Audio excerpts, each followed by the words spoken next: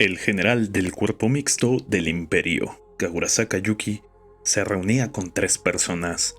Estos eran los líderes de la organización secreta Cerberus. El primero de ellos, Damrada, era la principal fuente de inteligencia de Yuki, y de forma correcta había evaluado las capacidades militares de Tempest, ubicando a los cuerpos amarillos y verdes, que en conjunto sumaban 50.000 soldados, como la fuerza principal del ejército enemigo. Aunado esto, calculaba un total de 150.000 soldados reunidos bajo el mismo estandarte. En un vistazo cercano, si bien los cuerpos amarillos parecían ser la fuerza principal, los verdes eran ciertamente superiores en el ataque, y mucho más rápidos que una unidad montada a caballo. Aunque cierta interferencia le impidió observar cómo es que se movían tan rápido. Damrada, que había participado en el torneo de Tempest, sabía de los potenciales de combate de los seres conocidos como los 4 Reyes Celestiales: Gupta, Shion, Benimaru y Diablo. Y le pareció sospechoso que el más débil de los 4, Gupta, fuera el general de la fuerza principal de ataque. Además, no había señales claras de que existieran centros de investigación en Tempest, pero la creación del tren mágico, que había revolucionado todos los antecedentes del transporte en el mundo, le hacía pensar que esa instalación existía en algún lugar oculto. Todas estas conclusiones le parecieron correctas a Yuki, quien pensaba a velocidades impresionantes la mejor forma de combatir al país de Tempest, que parecía crecer minuto a minuto. Preguntó al segundo líder de Cerberus, Vega, el más fuerte en combate directo y el símbolo de poder de la organización, pero este no era demasiado inteligente y solo respondió que deberían aplastarlos y después revisar los cadáveres. La última era Miranda, una mujer con apariencia infantil, que, sin embargo, parecía ser sumamente madura y astuta. Su opinión fue la menos relevante, ya que su habilidad era la de la seducción mediante su habilidad única, con motivos de espionaje y sabotaje. Al no poseer género alguno, el señor demonio Rimuru era inmune, así que simplemente se mezclaría entre las fuerzas enemigas y trataría de causar un alboroto a mitad del combate para ganar algo de ventaja.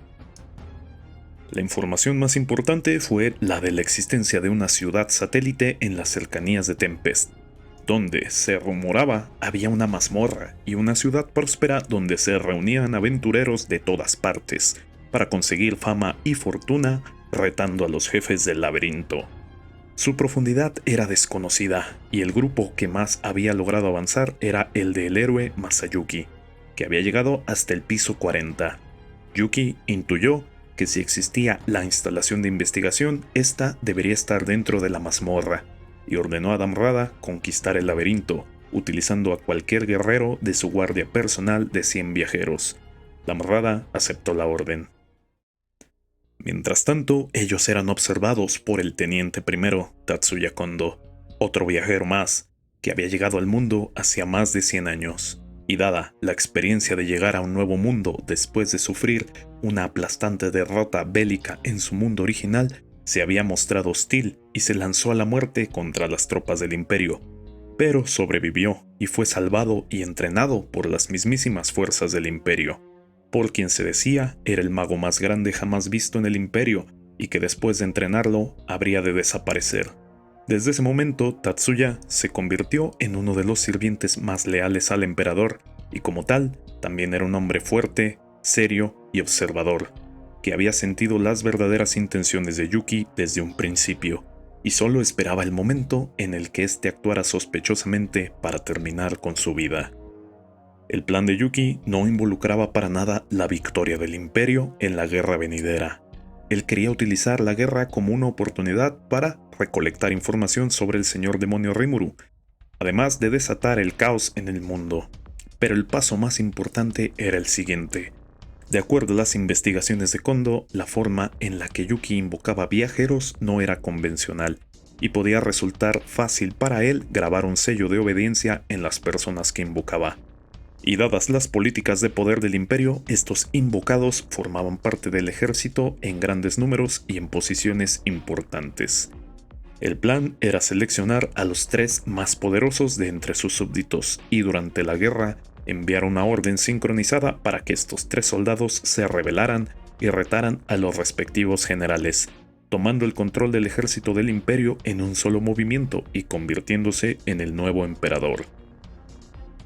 Pero sus planes habrían de ser frustrados sin que nadie se diera cuenta, al menos eso parecía.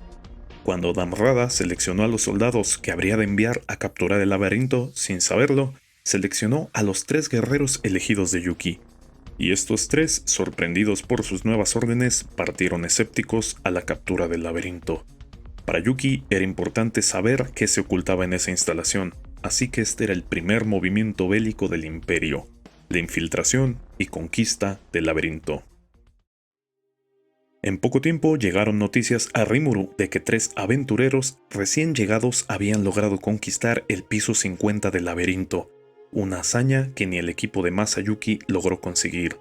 Rimuru se dirigió a observar los movimientos de estos 3 aventureros, que de manera sincronizada y completamente diferente a cualquier otro equipo que se hubiera aventurado al laberinto, dominaban cada piso.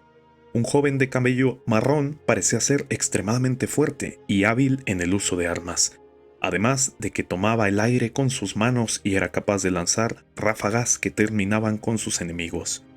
Otro de ellos, que portaba una túnica blanca, curaba cualquier herida, y el último, vestido de negro, detectaba todas y cada una de las trampas con facilidad y avisaba a sus compañeros su ubicación y la forma de superarlas. Eso no era todo, siendo que el piso 50 estaba custodiado por el poderoso ser nombrado Gosur o Mesur, dependiendo de quién fuera el turno.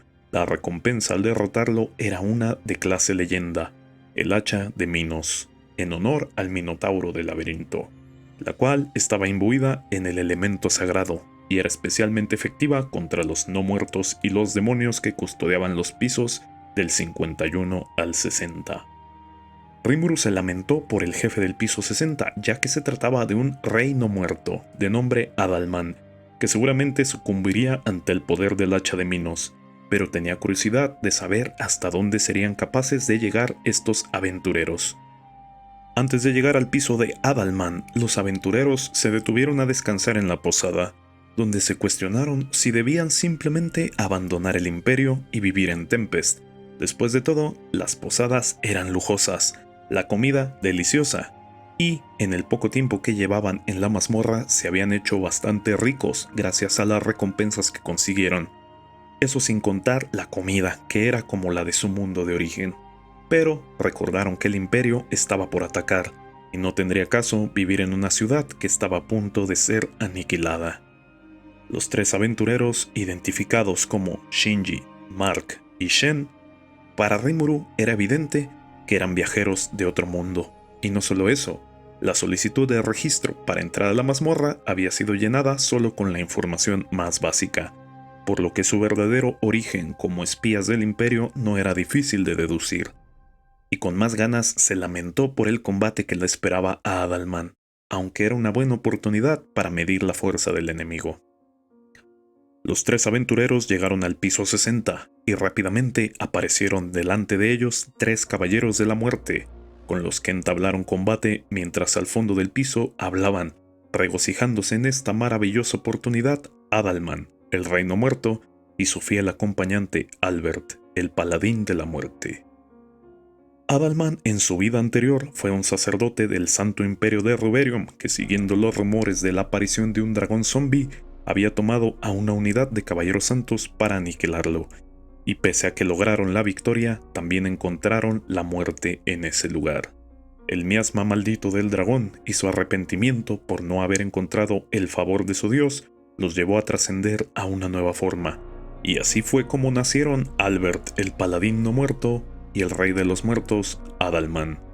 Rimuru, después de ascender como señor demonio y como gobernante del bosque de Yura, fue a visitar a Adalman y este le ofreció su eterna lealtad y además su devoción como su nuevo dios, y en adelante pasarían a convertirse en guardianes del laberinto. Los 3 caballeros de la muerte fueron derrotados y enseguida comenzó una feroz batalla con los aventureros.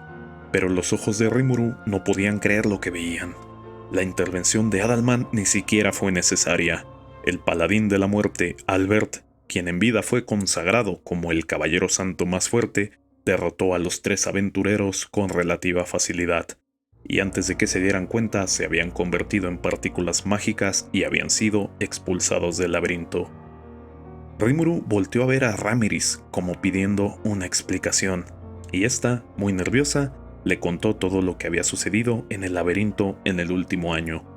Resulta que Masayuki no había sido quien más profundo había llegado, sino Arnaud, el Caballero Santo, quien logró enfrentar a Adalman y Albert, pero fue derrotado con suma facilidad, y entonces pasaría a entrenar bajo la tutela de Albert, y más adelante se le permitiría seguir avanzando en el laberinto sin haberlo derrotado, y había logrado llegar hasta el piso 79, donde se había atascado desde hacía meses.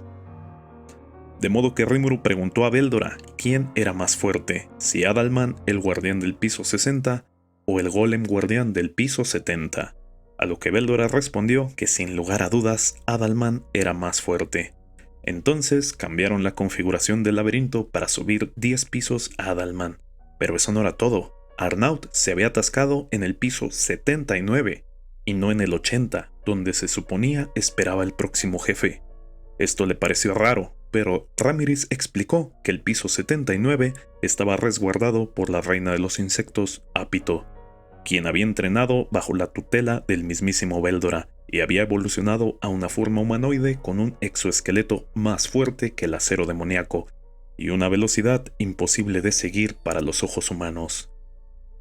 Rimuru estaba fascinado y enojado al mismo tiempo. Sin que se diera cuenta, los habitantes del laberinto se habían vuelto extremadamente poderosos. Más que eso, estos jefes tenían la fuerza de uno de sus ejecutivos o incluso más. Ni siquiera había visto el estado en el que se encontraban el zorro de 9 cabezas, Kumara, o los dragones elementales que habían evolucionado a reyes dragón, y el más misterioso de ellos, el Kaiser insecto, Segion. Todos y cada uno de ellos se convirtieron en fuerzas a considerar y a temer dentro de las filas de Tempest.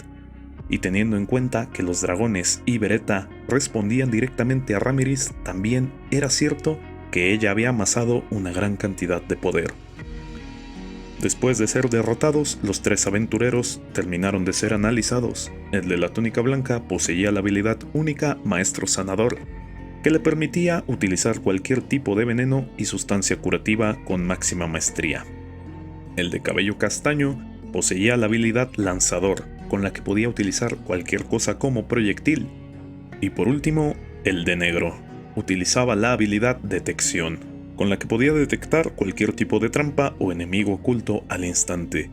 Sin duda, era el equipo ideal para enfrentar un laberinto, pero ellos eran demasiado débiles para Adalman.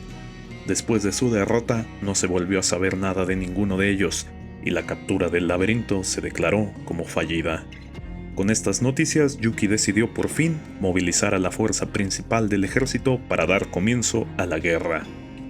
Las preparaciones terminaron y ya no tiene caso investigar más. La guerra ha llegado a las puertas de Tempest y solo falta ver cuál será el siguiente movimiento de Yuki. ¿Quién saldrá avante en esta contienda? Lo sabremos en las próximas entregas. Si el video te gustó, por favor, regálame tu like y tu suscripción al canal. Activa la campanita para saber cuando publique nuevo contenido. Deja un comentario para el algoritmo, que le encantan los comentarios. Muchas gracias y hasta la próxima.